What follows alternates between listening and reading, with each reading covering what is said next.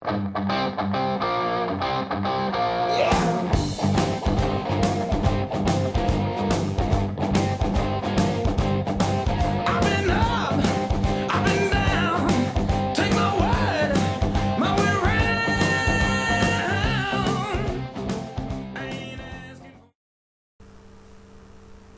pessoal, eu sou o Rodrigo Gomes e vou apresentar agora para vocês o seminário sobre inovação, a partir do texto Inovação, um guia para a literatura.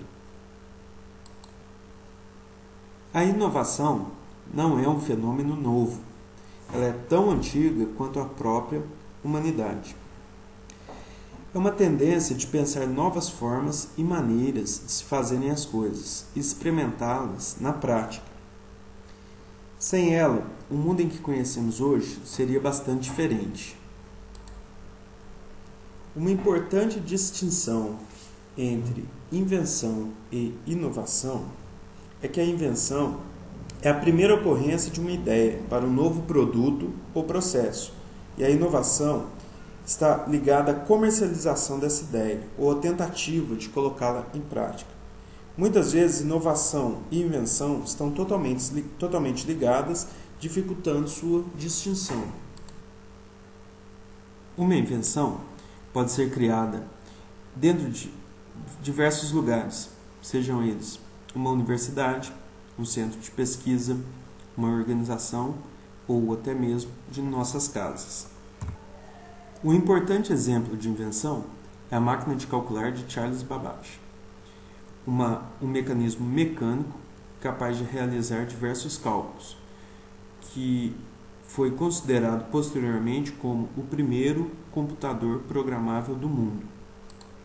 No entanto, esta máquina nunca chegou a ser construída, pois Charles Babbage não possuía os recursos necessários para sua construção.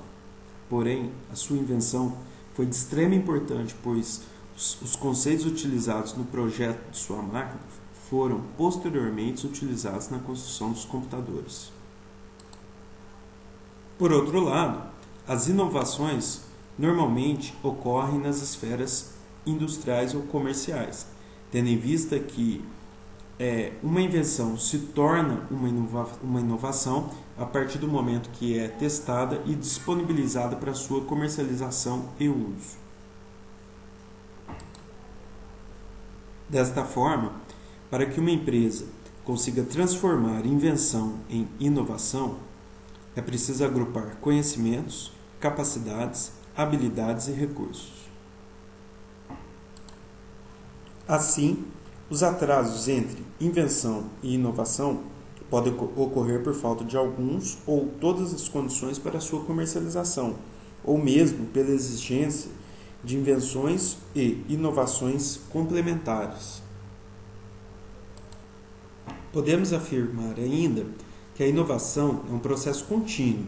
Por exemplo, o carro, tal como conhecemos hoje, foi radicalmente melhorado em relação ao primeiro exemplar comercializado, através de um grande número de invenções e inovações.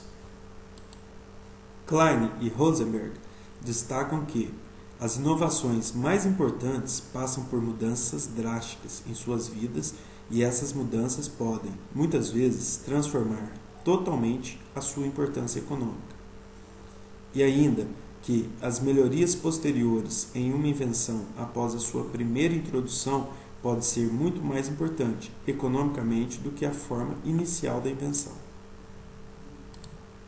Segundo Schumpeter, as inovações podem ser classificadas entre inovações de produtos, métodos de produção, fornecimento, mercados e organização empresarial. Ao compararmos a inovação de produtos com a inovação de processos, percebemos que a inovação de produtos assume um efeito claramente positivo sobre o crescimento de renda e emprego. Por outro lado, a inovação de processos, devido à sua natureza de corte de custos, pode ter um efeito ambíguo, ou seja, levar a cortes e desemprego. A inovação de processos se divide em dois tipos: inovação de processos tecnológicos e inovação de processos organizacionais. A inovação de processos tecnológicos se refere à inovação de máquinas, enquanto que a inovação de processos organizacionais diz respeito a novas formas de organizar o trabalho. O texto classifica ainda as inovações de acordo com o impacto baseado no trabalho de Schumpeter em incrementais, ou também conhecidos como marginais, ou inovações radicais. As inovações incrementais desenvolvem melhorias contínuas em um determinado produto, enquanto que as inovações radicais promovem o desenvolvimento de um novo produto, de uma revolução tecnológica. Na inovação incremental, um produto passa por um processo de evolução, enquanto que na inovação radical, ou também conhecida como inovação disruptiva, o produto ele é substituído, um produto X ele é substituído por um produto Z. Podemos entender aí, então, a inovação incremental através do exemplo aí da evolução dos aparelhos celulares, que a cada dia surgem novos aparelhos com novas funcionalidades, no entanto, o aparelho celular ele não deixa de existir. Por outro lado, na inovação incremental, nós citamos aí como exemplo o surgimento do DVD, que eliminou do mercado as fitas de VHS. Neste cenário inovativo, podemos encontrar então dois elementos: o inovador e o imitador. O inovador é aquele que introduz uma inovação pela primeira vez, enquanto que o imitador repete uma inovação já existente em um novo contexto. Sendo assim, para que as empresas sejam inovadoras, é preciso que elas permitam que seus colaboradores utilizem novas soluções, estabeleçam padrões de interação para confrontar novos desafios e estendam relações com parceiros externos. Pois os processos inovativos são influenciados por instituições, processos políticos, infraestruturas públicas, instituições financeiras e outros fatores. A mensuração do grau de inovação de uma organização se faz pela intensidade de pesquisa e desenvolvimento que se aplicam na produção, na indústria, em máquinas e em outros tipos de entrada, dividindo-se em alta, média ou baixa tecnologia. Considera-se organizações de alta tecnologia, indústrias aeroespaciais, de computadores, semicondutores, telecomunicações, indústrias farmacêuticas e outras.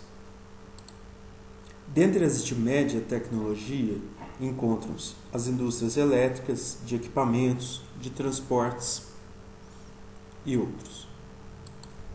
Por fim, as consideradas de baixa tecnologia são as de vestuário, produtos de couro, móveis e produtos de metal.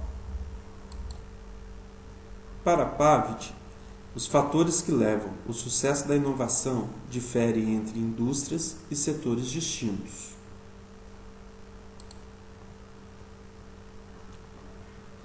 Para Nelson e Winter, a prática é o fator que guia as ações organizacionais, enquanto que algumas empresas buscam inovar, outras preferem um processo imitativo.